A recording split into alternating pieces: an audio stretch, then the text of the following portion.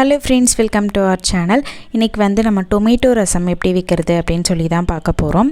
அதுக்கு வந்து 2 பழுத்த தக்காளி வந்து எடுத்துக்கலாம். எடுத்துகிட்டு அதை சின்ன சின்னதாக கட் பண்ணி எடுத்துக்கோங்க. கூடவே 2 பச்சை மிளகாய் வந்து கீறி எடுத்துக்கோங்க. தக்காளியை வந்து நல்லாவே கையில் போட்டு நல்லா மசிச்சு எடுத்துக்கோங்க.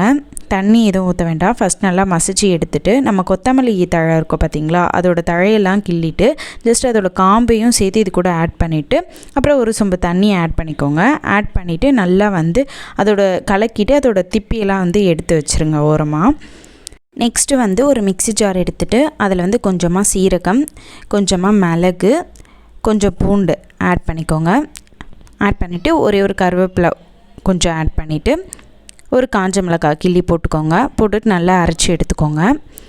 நெக்ஸ்ட்டு வந்து நம்ம கரைச்சி வச்சுருந்த அந்த தக்காளி கரைசல் எடுத்து ஸ்டவ்வில் வச்சுட்டு கீறி வச்சுருந்த பச்சை மிளகாய் ஆட் பண்ணிவிட்டு கொஞ்சமாக புளி கரைசல் ஆட் பண்ணிவிட்டு நல்லா வந்து கொதிக்க விடுங்க. அது கொதித்து வர ஸ்டேஜில் வந்து நம்ம அரைச்சி வச்சுருந்த அந்த மிளகு, சீரகம், பூண்டு அதை வந்து ஆட் பண்ணிவிட்டு நல்லா கொதிக்க விடுங்க.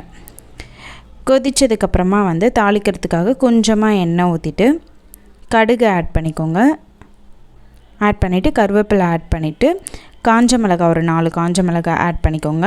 குண்டு காஞ்ச மிளகாவும் சரி, நீட்டு காஞ்ச மிளகாவும் உங்களுக்கு எது வேணுமோ அதை ஆட் பண்ணிவிட்டு இதோடு சேர்த்துக்கோங்க. சேர்த்துட்டு நல்லா கலக்கிட்டு கொஞ்சமாக கொதி வரும்போது கொத்தமல்லி தழையை வந்து தூவிட்டு இறக்கிடுங்க.